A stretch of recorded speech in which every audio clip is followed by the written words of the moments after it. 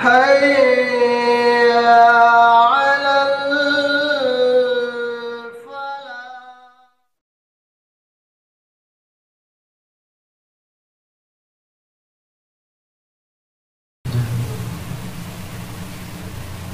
الحمد لله رب العالمين والعاقبة للمتقين والصلاة والسلام على أشرف الأنبياء والمرسلين وعلى آله وأصحابه أجمعين أما بعد. قال الله تبارك وتعالى: أولم نعمركم ما يتذكر فيه من تذكر وجاءكم النذير. باب الحث على الازدياد من الخير في أواخر العمر. جیسا کہ کل کے درس میں آپ کے سامنے یہ بات بیان کی گئی تھی کہ انشاءاللہ آج سے آپ حضرات کے سامنے ایک نیا ٹاپک، ایک نیا باب شروع ہو رہا ہے جس کا نام ہے باب الحث علی الازدیاد من الخیر فی اواخر العمر. باب ہے اس سلسلے میں کہ آدمی کو چاہیے کہ زندگی کے آخری حصے میں نیکیوں میں زیادتی کے لیے آدمی محنت کرے. بات کا مطلب کیا ہے؟ عمر کے آخری حصے میں آدمی کو نیکیوں کے کام کو کرنے میں کثرت کرنی چاہیے.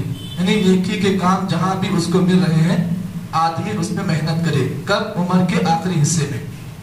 اللہ رب العالمین نے اس باب کے اندر اللہ تعالیٰ نے قرآن مجید کی ایک آیت اللہ نے نازل کی، سورہ فاطر کی. اللہ نے فرمایا: اولم نعمرکم ما یتذکر فیہ من تذکر. اے لوگو، کیا تمہیں اتنی عمر نہیں ملی جس میں تم نے نصیحت حاصل کر لی؟ وجاءکم النذیر، اور تمہارے پاس ڈرانے والا اللہ کی طرف سے ایک بندہ آیا جس کا نام محمد صلی اللہ علیہ وسلم ہے. یہ تھا اس بات کا خلاصہ جو آپ کے سامنے پیش کیا گیا.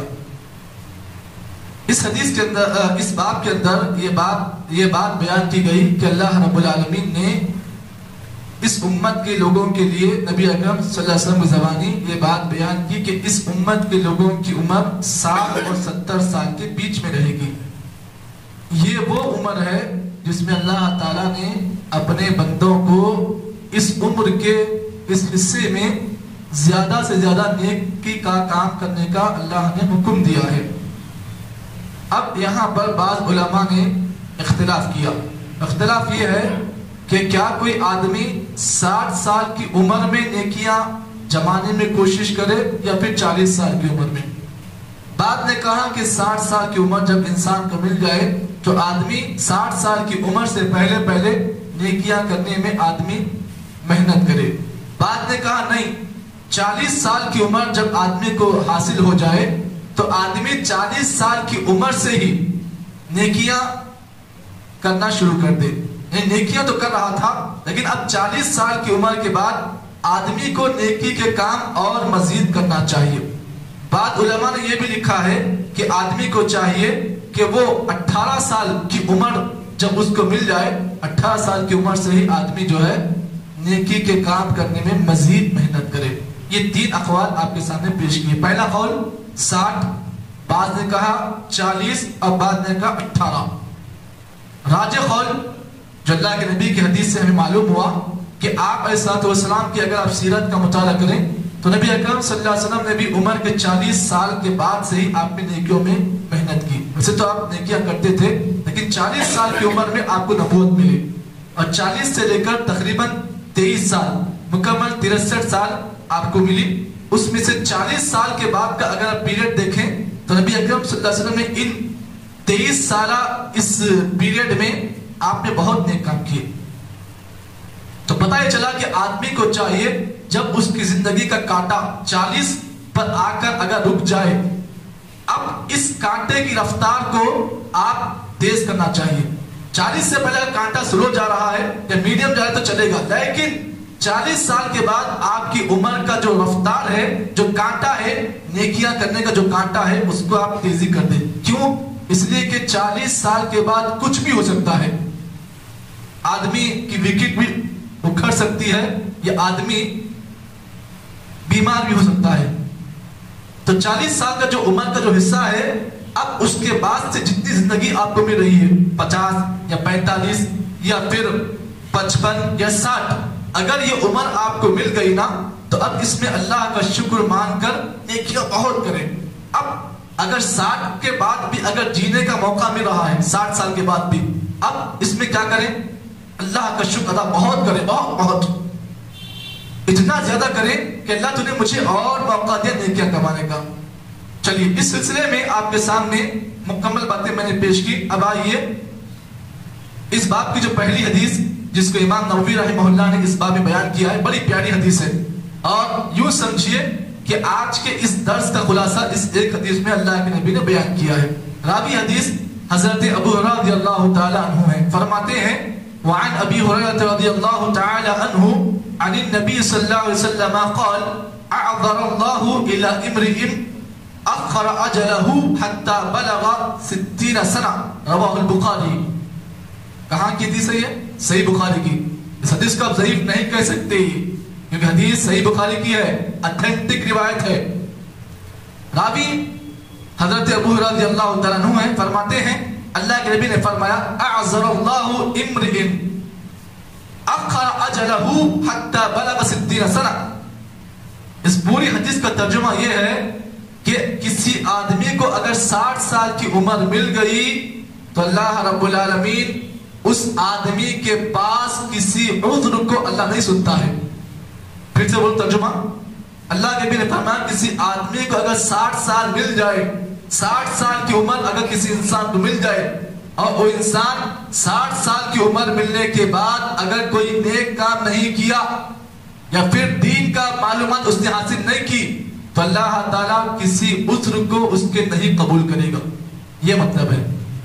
اب آپ کو 60 سال مل گئے، 60 سال ملنے کے بعد آپ یہ نہیں بول سکتے اللہ میرے کو نماز کا طریقہ نہیں معلوم تھا، اللہ میں نماز پڑھاش نہیں، اللہ میرے کو زکات کا طریقہ معلوم تھا میں زکات دیاش نہیں، اللہ مجھے دین کی باتیں معلوم تھی میں کراش نہیں، دین کو صحیح ماناش نہیں میں۔ معلوم یہ ہوا کہ 60 سال ملنے کے بعد اگر کوئی آدمی دین کا علم نہیں سیکھتا ہے یا پھر اللہ تعالیٰ کے اوامر، اللہ تعالیٰ کے فرائض جو اللہ نے اس پر فرض کیے ہیں، اگر ان کی تعلیمات کو آدمی نہیں سیکھتا ہے تو پھر اس آدمی کا کوئی عذر اللہ کے پاس قبول نہیں ہوگا۔ جی آج کل کے خوسر بڈھے ایسے ہوتے ہیں جن کو 60 سال کی عمر سے پہلے جو ہے سب معلوم ہوتا ہے، کس کو ڈبانا، کس کو اٹھانا، کس کو ڈیولپ کرنا، کس کو لو کرنا، کس کی ٹوپی کس کے سر پر رکھنا ہے، سب معلوم ہوتا ہے، لیکن ان کو یہ نہیں معلوم کہ نماز کیسے پڑھنا ہے، نماز میں ہاتھ کہاں باندھنا ہے، کہاں سے کہاں پیر ملانا ہے، ہاں زکات کتنا دینا ہے، اسلام کے ارکان کیا کیا ہیں، ایمان کے ارکان کیا کیا ہیں، کلمہ شہادت کا مفہوم کیا ہے، کلمہ طیبہ کا مفہوم کیا ہے، ایمان کے نواقص کیا ہیں، طہارت کے مسائل کیا ہیں، غسل کے مسائل کیا ہیں، توحید کی شرائط کیا ہیں، یہ سب نہیں معلوم ہے، لیکن دنیا کی ہوشیاری پوری معلوم ہے۔ ایسے لوگوں کو ڈرنا چاہیے جن کی عمر 60 سال کی ہو گئی، اب اس کے بعد اگر انہوں نے اس عمر کے اس حصے میں بھی اگر دین کی ان چھوٹی چھوٹی باتوں کا علم نہیں سیکھا، ان کے بارے میں معلومات حاصل نہیں کی تو یاد رکھو اگر اسی حالت میں موت آ جائے تو اللہ تعالیٰ کے پاس ایسے انسان کا کوئی عذر اللہ کے پاس قبول نہیں ہوگا، کوئی بہانہ قبول نہیں ہوگا۔ یہ ہے اس حدیث کا پورا مفہوم جو میں نے آپ کے سامنے پیش کیا ہے۔ پتہ یہ چلا کہ آدمی کو چاہیے زندگی میں اگر 60 سال کی عمر مل رہی ہے سب چیزوں کی معلومات کر لے، وضو کیسے کرنا ہے، وضو میں اعضاء کتنے بھگانا ہے، کن کن اعضاء پر وضو کرنا ہے، وضو کیسے ٹوٹتی ہے، وضو کے فرائض کیا ہیں، وضو کے نواقص کیا ہیں، اکثر کو نہیں معلوم ہے۔ داڑیاں سفید ہو گئی ہیں، جی عمر کا ایک حصہ حاصل کر لیا ہے، لیکن اگر انہیں پوچھیں کہ کلمہ توحید کے شرائط کیا ہے نہیں معلوم، بڑی بڑی تقریریں سنتے ہیں لیکن اسے پوچھو کہ کلمے کے شرائط کتنے ہیں، 8 شرائط ہیں، وہ بھی نہیں معلوم ہے، دین کے بنیادی فنڈامنٹل باتیں نہیں معلوم ہے، تو پتہ یہ چلا اللہ کے نبی نے حدیث میں یہ بات بیان کی کہ اگر کسی آدمی کو اگر 60 سال مل جائے، پھر اگر اسی حالت میں اس کی موت ہو گئی، جس نے اسلام کی کوئی بات نہیں سیکھی، اسلام کی موٹی موٹی باتیں بھی نہیں جانی، اگر ایسی حالت میں انسان کی موت اگر واقع ہو جائے تو اللہ تعالیٰ کے پاس اس کا کوئی عذر قبول نہیں ہوگا۔ اب اس حدیث میں مجھے اور آپ کو کیا کیا نکات ملتے ہیں اس کو بھی آپ سن لیں۔ میں نے ابھی کچھ دیر پہلے نکات کو میں نے نوٹ کیا ہے، وہ آپ کے سامنے پیش کروں اس حدیث کے روشنی میں۔ فرسٹ نکتہ یہ معلوم ہوا کہ اللہ تعالیٰ کسی بھی انسان کو بغیر حجت کے اللہ تعالیٰ عذاب نہیں دیتا۔ حجت کا مطلب یہ ہے کہ اللہ تعالیٰ بغیر کسی پروف کے آدمی کو عذاب نہیں دیتا ہے، پروف ہے اور پروف دکھانے کے بعد ہی اللہ تعالیٰ انسان کے ساتھ صحیح اور غلط کا معاملہ کرے گا۔ جی، جس طریقے سے وکیل آپ کا کیس کرتا ہے تو اسے سب سے پہلے دلیل چاہیے، پروف چاہیے کہ آپ نے یہ واقعہ کیا یا نہیں کیا، تو اللہ تعالیٰ کے پاس بھی فیصلہ اسی وقت ہوگا جب آپ کے پاس پروف ہے۔ یہ پہلا مسئلہ اس حدیث سے معلوم ہوا۔ دوسرا مسئلہ اس حدیث سے ہمیں اور آپ کو معلوم ہوا کہ جس انسان کو 60 سال کی عمر مل گئی یا 60 سے پہلے بھی عمر مل گئی، 50 سے 40 سال کی عمر مل گئی، تو آدمی کو اب یہاں سے غفلت نہیں کرنا چاہیے۔ جتنا سونا تھا سو لیا، جتنا کھانا تھا آپ نے کھا لیا، 40 سال فل سو گیا، 40 سال فل کھا لیے، 40 سے لے کر اب 60 سال کا جو پیریڈ ہے آدمی کو اس میں غفلت نہیں کرنی چاہیے۔ جی، اب یہاں سے آدمی اپنی زندگی روٹین بنا لے، نیک کام کر لے۔ کیوں؟ اس لیے کہ 40 کے بعد کبھی بھی موت کا فرشتہ آپ کے پاس آ سکتا ہے۔ تیسرا مسئلہ اس حدیث سے یہ معلوم ہوا کہ انسان کو چاہیے کہ 60 سال کی جو عمر ہے، 50 سال کی جو عمر ہے، 40 سال کی عمر ملنے کے بعد آدمی کو اللہ تعالیٰ کی نافرمانی کا کوئی کام نہیں کرنا چاہیے۔ آدمی کو معلوم ہونا چاہیے کہ اللہ جن جن کاموں سے ناراض ہوتا ہے، آدمی کو ان تمام کاموں سے اپنے آپ کو بچانے کی کوشش کرنی چاہیے۔ یہ 3 اہم پوائنٹس اس حدیث سے میں نے آپ کے سامنے پیش کیے ہیں۔